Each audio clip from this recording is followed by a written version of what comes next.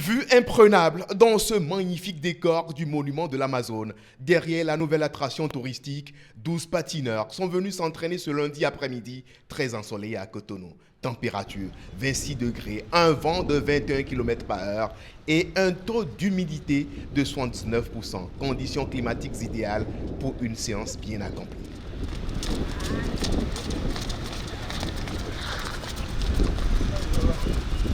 Au pied de l'Amazone, petite foulée mise en route donc avant le début réel de la séance sur cette piste délimitée par le staff technique.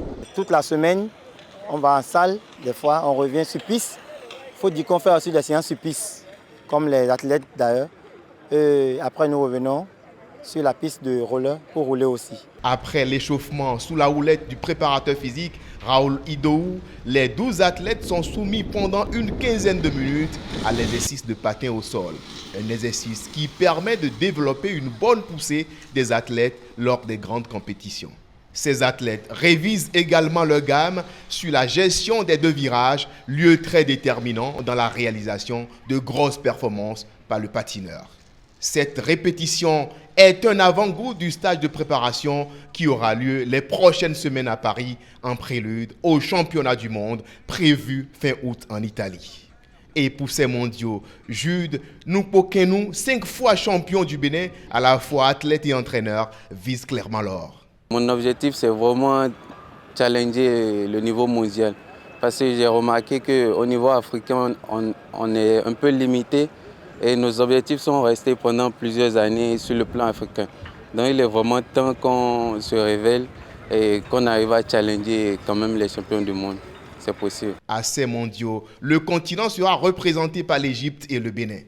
La représentante des Amazones, Raoudat Demba Diallo, étudiante actuellement en licence, boursière à Epitech, exonérée de la colossale scolarité grâce à son talent en classe et surtout au roller sport, envisage briser le plafond de verre lors de ces mondiaux. Au gala des champions passés, j'ai eu une bourse qui m'a permis de m'inscrire à Epitech, qui est une école d'expertise informatique. Donc de base, je voulais faire de l'informatique, mais je ne savais vraiment pas trop dans quelle école m'inscrire.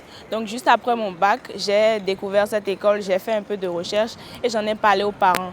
Donc je les ai convaincus et ils m'ont donc inscrit grâce à cette bourse-là. L'ambition d'abord pour le championnat du monde qui arrive, c'est de ramener la première médaille mondiale au Bénin et ensuite remporter mon 5e titre de champion d'Afrique. En attendant l'expédition transalpine, les patineurs ont fait le 100 mètres avec les parachutes. L'athlète doit se battre pour effectuer des temps rapides à l'entraînement afin d'être plus compétitif le jour J. Dernière partie de cette séance qui a duré environ 2 heures, les 500 mètres plus une distance choisie et les 1000 mètres à points à élimination.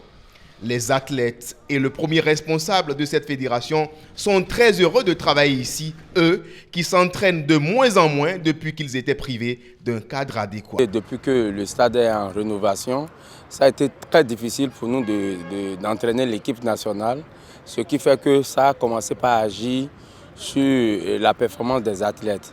Mais aujourd'hui, c'est un soulagement pour nous de trouver d'espace pour mieux les entraîner.